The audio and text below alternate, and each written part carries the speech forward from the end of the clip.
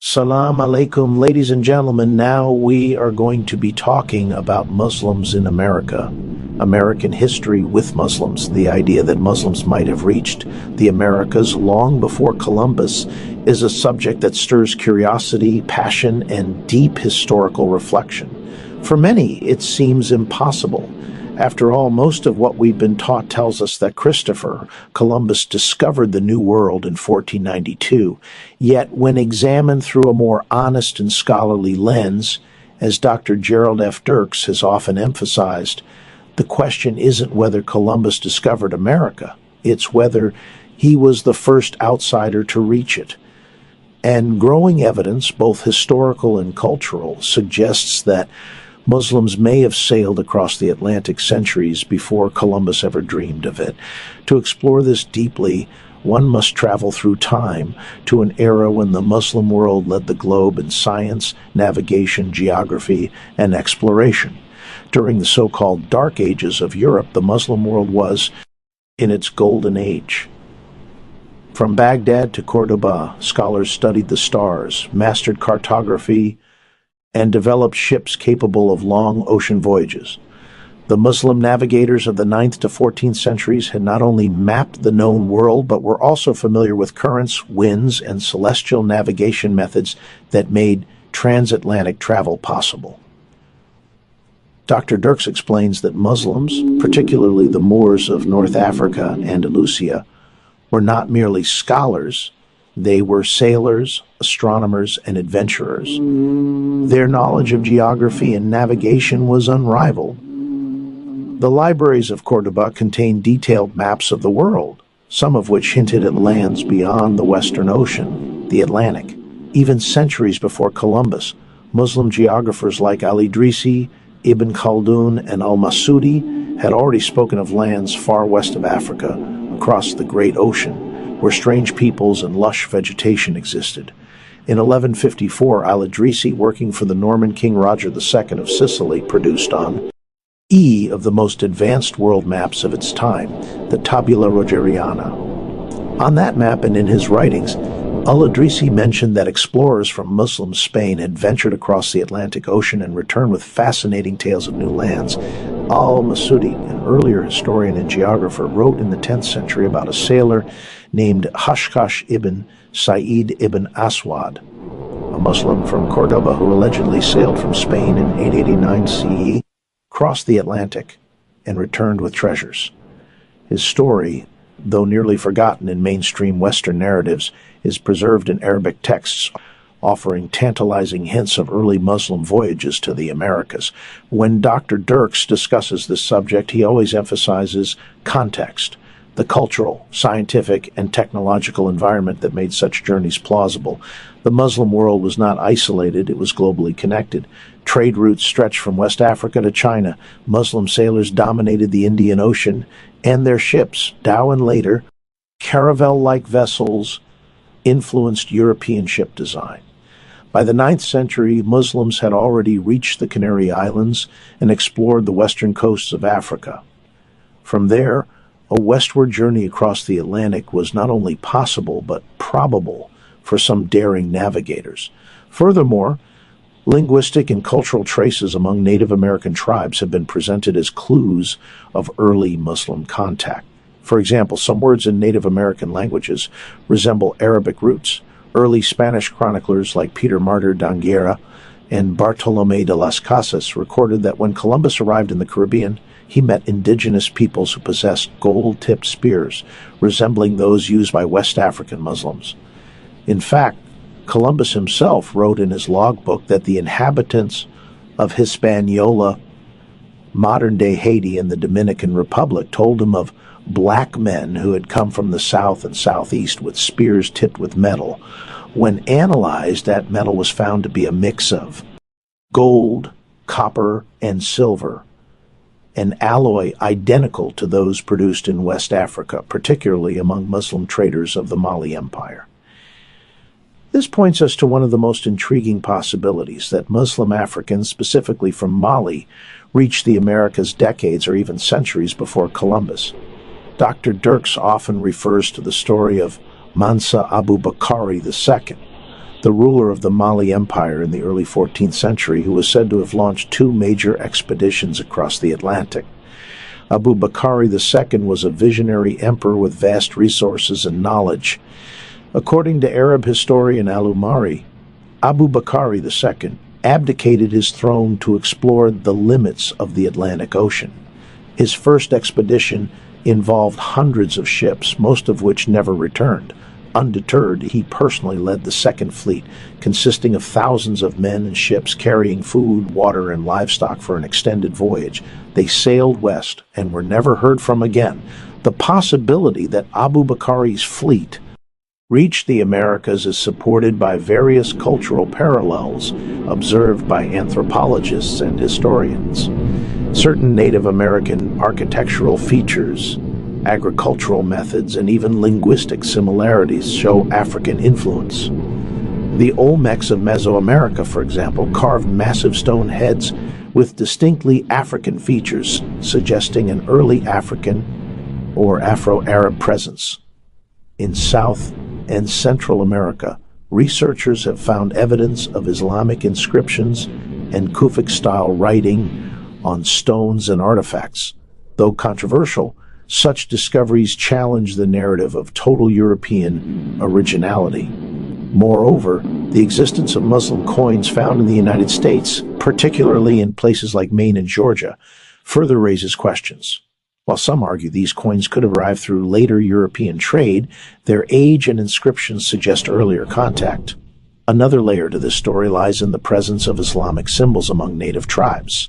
Certain tribes in North and South America practiced burial traditions resembling Muslim rites, including facing the east and wrapping the body in cloth.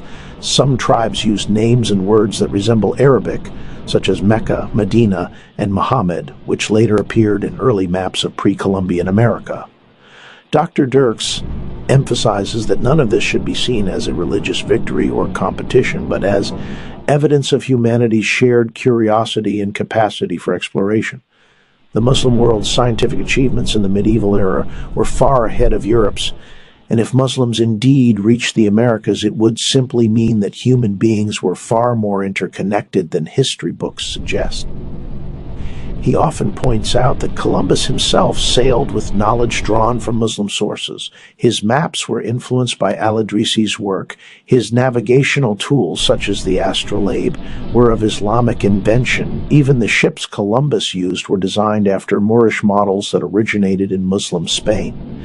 In essence, Columbus was a beneficiary of Muslim science and exploration. Furthermore, when Columbus arrived in the New World, he encountered indigenous peoples whose languages contained Arabic-like terms and whose architecture, in some regions, resembled Moorish patterns. Spanish chroniclers also documented that some native chiefs bore names similar to Arabic titles. It does not prove that Muslims colonized America, but it strongly implies pre-Columbian contact and cultural exchange. Dr. Dirks also highlights that Muslims were not just explorers, but also preservers and transmitters of ancient knowledge. They inherited the wisdom of the Greeks, Persians, and Indians, then refined and expanded it. By the 10th century, Muslim astronomers had accurately measured the Earth's circumference, understood the concept of longitude and latitude, and mapped stars across the hemispheres. With such advanced understanding, it was not beyond their reach to cross the Atlantic. What's more, the concept of discovery itself, Dr. Dirks argues, is Eurocentric and misleading. The Americas were already inhabited by thriving civilizations, the Aztecs, Mayans, and numerous indigenous tribes, long before Europeans arrived. So to speak of discovering America is historically inaccurate. What is more truthful is to speak of encounters, exchanges, and explorations. The idea that Muslims might have been among the first outsiders to meet these civilizations reframes global history as a story of interconnectedness rather than conquest. Dr. Dirks often reminds his audiences that Islam, by its very nature, encourages exploration and reflection upon creation. The Quran repeatedly commands believers to travel through the earth and see how creation began. This spiritual encouragement inspired generations of Muslim travelers like Ibn Battuta, who journeyed across 3 continents to seek knowledge, experience, and connection. If the possibility of Muslims reaching the Americas is true, it would be a testament to this spirit of curiosity and courage. Moreover, archaeological finds continue to support fragments of this narrative. Pottery with Islamic motifs, inscriptions resembling Arabic script, and even linguistic parallels between Arabic and certain native dialects continue to puzzle researchers. In Mexico, inscriptions resembling the basmala, "In the name of God, the most gracious, the most merciful," have been found on pre-Columbian artifacts. While skeptics dismiss these as coincidental, Dr. Dirks suggests that too many coincidences point toward a larger truth. Even if mainstream academia hesitates to embrace this perspective, it cannot ignore the growing accumulation of evidence. Dr. Dirks' broader point, however, is philosophical. He uses this historical discussion not merely to prove that Muslims reached America first, but to illustrate how narrative power shapes reality. For centuries, Western history has been told from a colonial lens, where discovery, innovation, and civilization are credited almost exclusively to Europe. Yet, when we uncover the suppressed chapters of global history, we see that civilizations have always influenced one another, that truth travels, and that no one culture owns the map of the world. By acknowledging that Muslims may have reached America before Columbus, we reclaim not just historical accuracy, but intellectual honesty. We recognize that knowledge, exploration, and discovery are universal human endeavors. Dr. Dirks encourages modern Muslims and all seekers of truth to embrace this forgotten legacy, not with arrogance, but with humility and gratitude. It reminds us that Islam's spirit is not about domination, but enlightenment, not about conquest, but connection. In the end, whether Muslims physically set foot in the Americas before Columbus is not just a historical question, it's a reminder of how much of our shared past remains untold.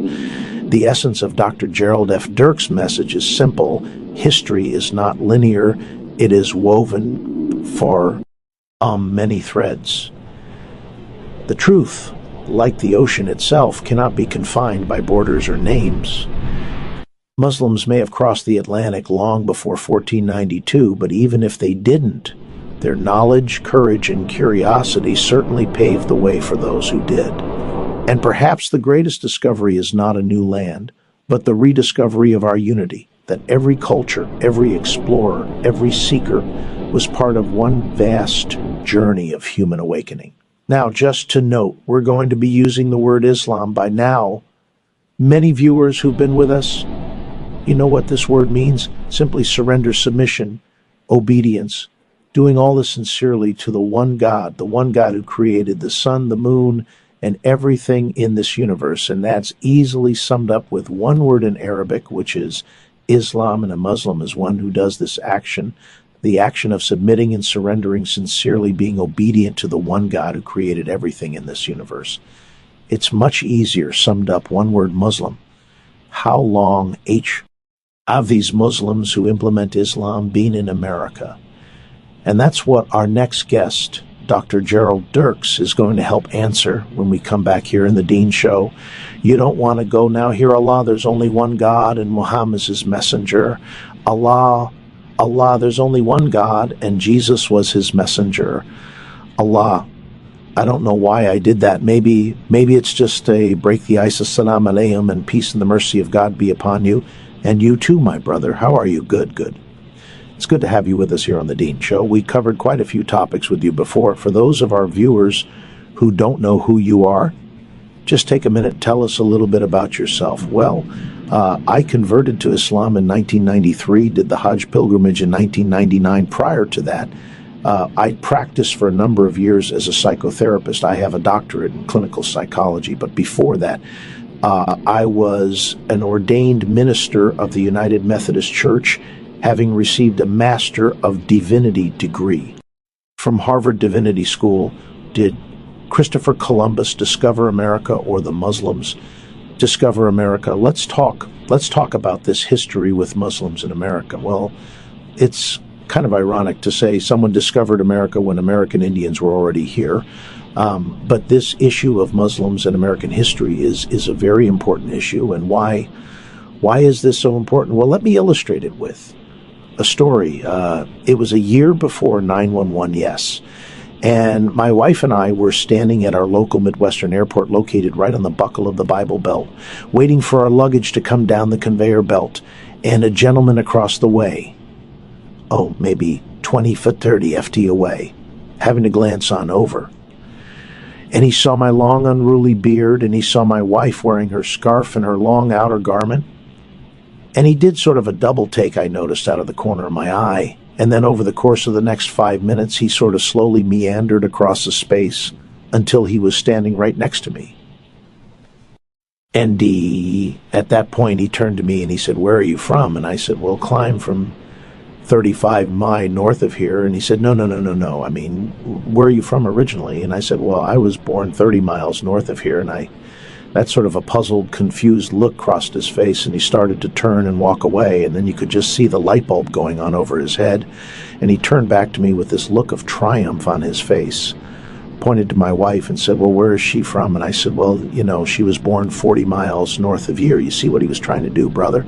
He had correctly identified us as being Muslims, and because he had made that identification, he was going to rob us of our American identity and our American heritage. And in doing so, he was reflecting a myth that is very, very common amongst the American public, and that is that Muslims came first to America in the latter half of the 20th century, that somehow Muslims are Johnny-come-latelys on American scene. The truth of the matter, however, is far, far different than that. We Muslims have been here long before the latter half of the 20th century. We Muslims helped tame and settle the American Wild West. In the latter half of the 19th century, we Muslims fought to reserve the Union and the American Civil War between 1861 and 1865. We Muslims stood armed and ready to defend the American coastline from British invasion. In the War of 1812, we Muslims fought to secure American independence from Great Britain during the American Revolutionary War. We Muslims built the agricultural base of the American Sea South long before there ever was a United States of America. We Muslims were here in the early part of the 17th century in the British colony at Jamestown. We Muslims were here in the latter part of the 16th century in the Spanish colonies. We Muslims were here with the Spanish conquistadors in the early part of the 1500s. We Muslims were here with Columbus in 1492, and yes, we Muslims even Thaug. This is a little controversial. We Muslims were here long before Christopher Columbus ever thought of coming to America. Amazing. Tell us now, I want to just go backwards at the airport. You were doing nothing, minding your own business. But was it because now we see a lot of Muslims, and we addressed this in previous shows, the beard. So you said the ruly beard, the long unruly beard, and now your wife wearing the scarf, which if you look back with the beard, in any picture that was portrayed of supposedly Jesus, he has a beard, doesn't he? And most of the pictures of a Missa youth obviously do not. Or most of, even if you look at the Ten Commandments. With Moses, he had a beard, didn't he? Well, that's how artists, how they represent him. And if you look back to some of the modest women, if you look at who supposedly Jesus' mother, what they have portrayed of in picture, you will see her wearing the headscarf. Sure, many of the righteous women, you'll see them preserving their modesty weary in this, and that's all that's correct, so this is just amazing. Now tell us, continue on, how come most of us, we don't really get to know this? This is a shock to a lot of people that are listening, why is this? Well, it's because knowledge is so compartmentalized. Unless you read Arabic or have access to someone who reads Arabic and you go back to these very early Arabic books, you won't find this information. But if you do go back and you read Arabic or have access to someone who reads Arabic, you go back to these early books, you find that there were a number of voyages from the Muslim world to the Americas long before Columbus. In fact, to these very early Arabic books, you won't find this information. But if you do go back and you read Arabic or have access to someone who reads Arabic, you go back to these early books, you find that there were a number of voyages from the Muslim world to the Americas long before Columbus. In fact, the earliest of these was Kashkash Ibn Said, Ibn Aswad, who sailed from Muslim Andalusia, which is now Spain, Portugal, in the year 8889, 600 years before Columbus, sailing west across the Atlantic, discovering a new land, apparently islands in the Caribbean, and sailing back to Andalusia. About 100 years later, Ibn Faruko, in the year 999, made a similar voyage from Muslim Andalusia to the New World. You said Ibn, what does that mean for son of? Yeah, son of Faruko, that would be his father. Okay, yeah. And then Al-Adri, famous Muslim geographer and scientific advisor to the king of Sicily in the 12th century, wrote about a group of 8 Muslim sailors that sailed west across the Atlantic from Muslim Andalusia, or Spain, Portugal, arrived at 2 new islands hitherto unknown to them. And there they were captured by American Indians and held captive for a few days. And after 2 or 3 days, another Indian came who served as translator between the Indians and these Muslims from Andalusia. And he arranged for their release, and they went back to Andalusia. Now, the important thing in this story is to stop and think for a moment. Wait a minute. There's an American Indian who can serve as translator. There's an American Indian who has had enough contact with Muslims that he can speak Arabic and serve as a trans. Later M. So we have these stories from written in very early Arabic books detailing these 3 voyages from Muslim Andalusia, but it's not just from Muslim Andalusia, it's also from what today we call Morocco, for example. Sheikh Zayed Ali ibn al-Masari sailed west from Morocco across the Atlantic in the year 1291, reached the New World, and perhaps the most impressive of all is sailing from West Africa, the Mandinka kingdom of Mali. Around the year 1310, the Sultan or king of that empire named Abu Bakr sent 2 expeditions west across the Atlantic. Now, Columbus sailed in 1492 with 3 ships, the Nina, the Pent, and the Santa Maria, from what is documented in the ancient Arabic books. Abu Bakr set 2 fleets, which together totaled 200 ships.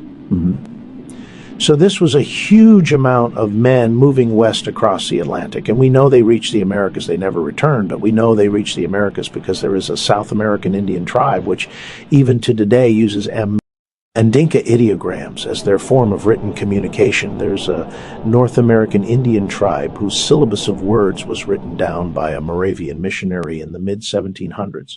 And when modern linguists look at that syllabus, they discovered a large number of those words are Mande, the language of the Mandinka of Western Africa. So they obviously made it to the Americas, explored parts of South America and North America, intermarried with the American Indian tribes, and gradually, their history was lost, but they were here, and they were here almost 2 centuries before Columbus. So, yes, we Muslims were here before Columbus. You mentioned that if you don't have access to some of the Arabic books on history, or do you find this in some of the history writings here in America, like when you were attending university at Harvard, will you see this information there? No, this sort of information, again, is too compartmentalized. People who are writing about American history typically don't read Arabic. Yeah. The person who did the pioneering work on Muslims in America before Columbus was Dr. Abdullah Hakim Quick. Yeah, who is fluent in Arabic and who has a PhD in history, by the way. So he went and looked at this authentic information, and this was documented. And now anybody who is a sincere historian, now he can take from this work that he's done. Yeah, it's beginning to receive some notice. Okay, so let's go back to what we said. Why is it so important to say for the Muslim youth to know this history? Crucial for the Muslim youth to know this history. Or not even just a Muslim youth, for Americans in general. Well, crucial for them to realize that Muslims have been here all along, and that Muslims have made contributions to America all along, but especially for the second generation of Muslims in America. This is a most important piece of information because as they hit adolescence, they're struggling to develop their own sense of identity, establishing their national cultu, RAL identity as Americans, and establishing their religious identity as Muslims. And when you meet or are confronted by this sort of bias that says, well, if you're a Muslim, you obviously can't be an American, yeah, that creates conflict for them. That creates identity conflict for them. So it's important that they have this grounding and understanding their own unique heritage in America, that Muslims centuries before them were contributing to America. Tell us some more interesting things that we probably didn't hear before about some of the other contributions that Muslims have made to America. Well, as I mentioned, Muslims were here with Columbus in his epic voyage in 19 and 1492. Amongst them, we can point to at least one Muslim who was Pedro Alonso Nino. He was a Muslim from Africa, sailed with Columbus, and helped charter and navigate much of the Atlantic Ocean. But three very important people we need to point out are the Pinzon brothers, and the Pinzon brothers were Moriscos. Now, the T is a term that needs some definition. Most people probably are not familiar with that term. In 1492, the Spanish Inquisition was going on full blast, and the Spanish Inquisition targeted both Jews and Muslims for their persecution. Let's stop for there and digress. What was this about this Spanish Inquisition? Just in short, Ferdinand and Isabella, their Catholic majesties of Spain, had reconquered Spain from the Muslims with the fall of Granada in 1492, and they had received a special bull, that's the technical term, from the Pope to launch the Spanish Inquisition to force people to convert to Christianity, both Jews and Muslims. A lot of torture went on. A lot of people were killed in the process of doing this, both Jews and Muslims. At that time, the Muslims in Andalusia, or Spain, received a religious verdict from scholars in North Africa that said, look, if your life is threatened, go ahead and undergo a shame, conversion to Christianity. And on the outward side appear to be Christian, J.E. Continue to practice your Islam and PR. This is if you're at the sword. Yeah, it's your neck and if your life is threatened. So a number of Muslims did this, and these Muslims who did this and their descendants were known as Moriscos. So we have the three Pinzon brothers with Columbus. They're Moriscos. Now, the three brothers had very important positions in Columbus's expedition. Martin Pinzon was the captain of the Penta, one of the three ships. His brother Viente was captain of the Nanina, the second of the three ships, and Francisco was the pilot of the Penta. So three key positions in Columbus's staff were held by Moriscos, people who had either undergone a sham conversion or were the descendants of people who had undergone the sham conversion to Christianity, but continued to maintain their Islam in private. In addition, one sailor that sailed with Columbus in 1492, Rodrigo de Triana, who was a Christian when he made the voyage. As soon as he got back to Spain, he actually converted to Islam, which took a tremendous amount of courage because the Spanish Inquisition, like I say, was going full tilt and persecuting Muslims and Jews. So these are the people we know of that sailed with Columbus and helped Columbus, quote-unquote, discover America. Please keep on going. We're really intrigued by information, and after Columbus we had Muslims coming with the Spanish conquistadors, because again, that Spanish Inquisition was still going on, and many Muslims volunteered to go to the New World as a way of escaping the Spanish Inquisition. So, for example, we have Muslims in almost every one of the Spanish expeditions to the New World by the conquistadors. Nodiano was a Muslim who accompanied Balboa in his expedition of the Americas, but probably the most famous of these Muslims with the Spanish conquistadors was Estan of Azamor. That's how you'll find his name written in the history books. And he has famous Spanish language films have been made about Esto of Muslim. He was a Muslim. His real name was Mustafa Zamori. Estano of Amor was his slave name. He had been captured in Morocco and enslaved, and in the year 1527 he sailed with his owner from Spain to the Caribbean and landed in Hispaniola, and there he and his owner joined the Dinares expedition that sailed from Hispaniola in the Caribbean to Florida. And this expedition consisted of 5 ships and about 500 to 600 men. While along route, they were hit by a hurricane. Some of the ships sank. The survivors, when they made it to Florida, were immediately attacked by Indians, many of them perishing. Those survivors, including Mustafa, began a 5,000-mile westward and then southern track on foot from Florida to Mexico City.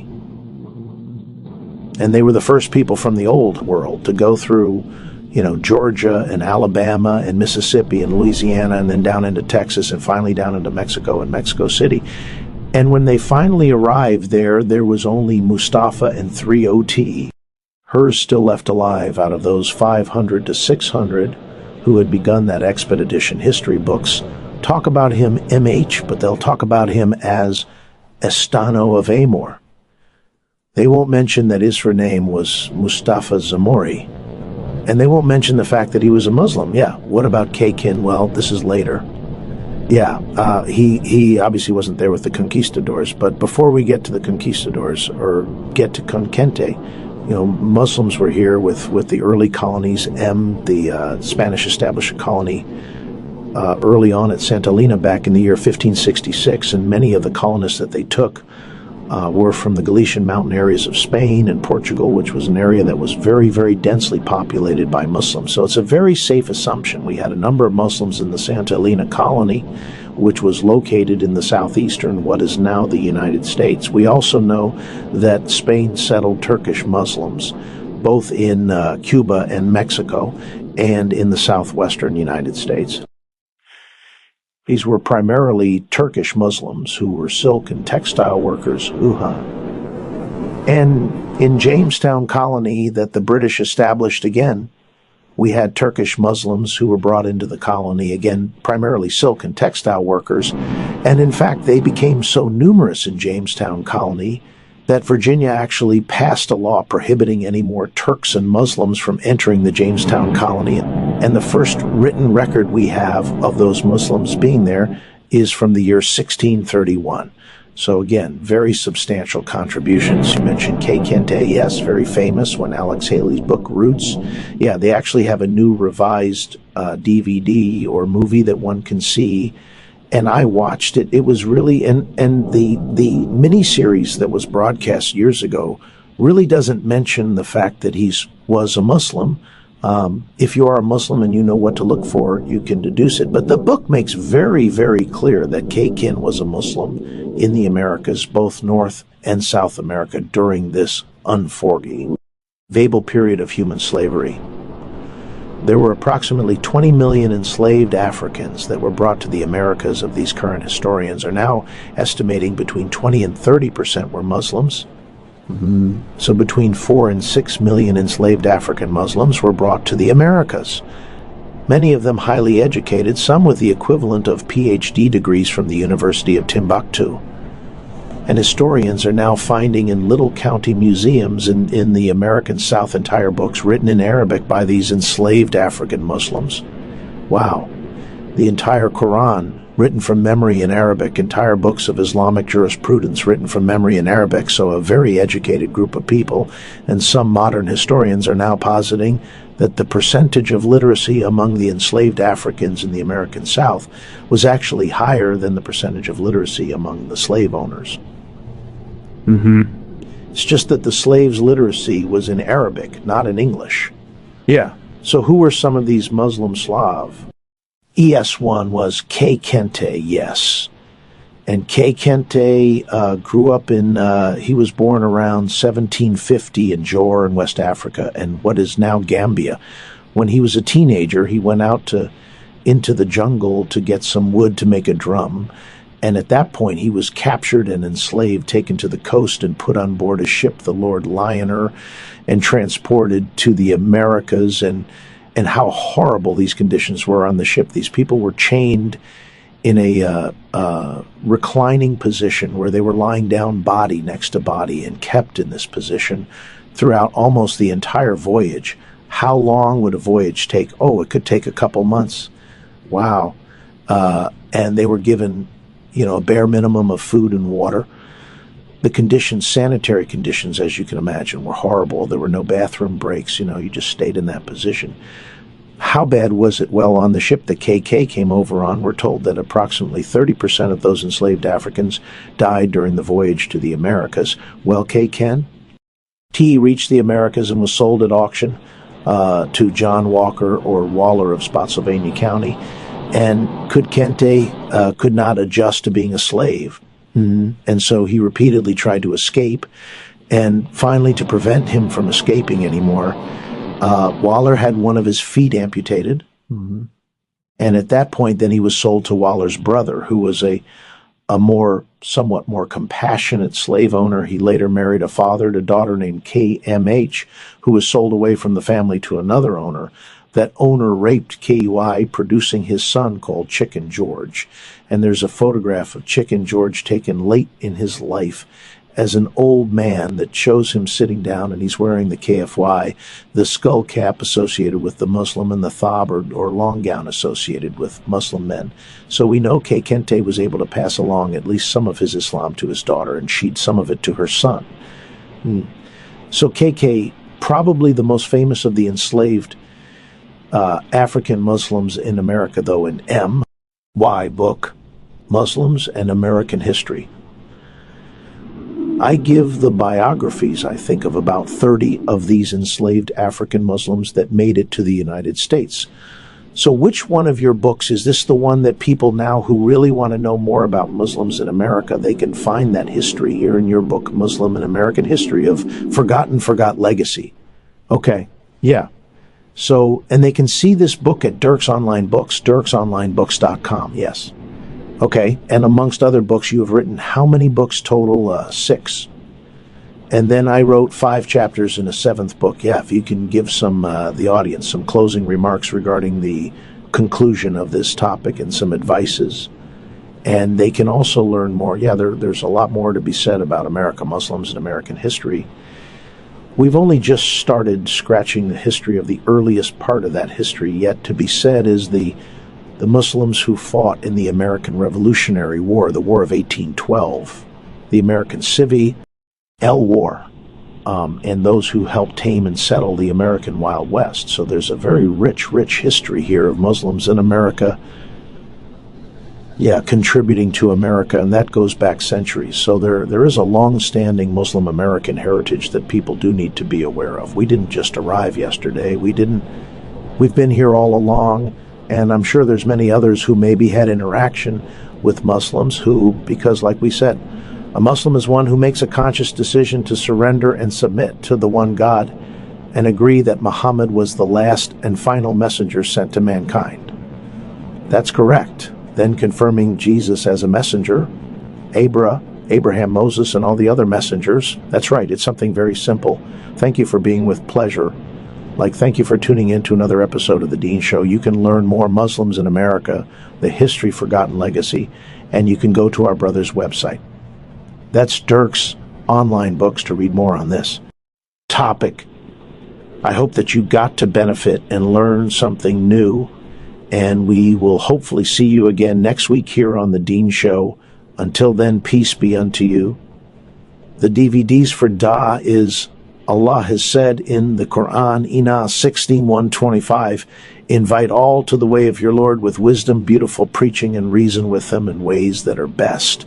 And this is a great opportunity for you to take up the obligation, take up the call as Allah has told you to do, and share this beautiful message with the world. Islam's submission to the one God. Come and see whatever everyone's talking about. If you find one contradiction, it can't be from God, but the rational idea, the rational explanation is you do your best, give up worshiping God as one. I will never give up spreading this message. I hope that you take that necessary step. You don't know if you're going to live till tomorrow, so you got to find that urgency to do the right thing. Right now, if you say that you do not believe in Jesus, you have stepped outside of Islam. You can not be a Muslim is tended our faith to its cold, it's lame, everybody's sleeping, I arise and ask Allah to forgive me. Away, you see. Oh, you know all the sins I do, I turn to you to forgive my sins in my heart. I'm your sinful slave. You're my love, and Lord, I'm the one who runs away. Oh, guide be.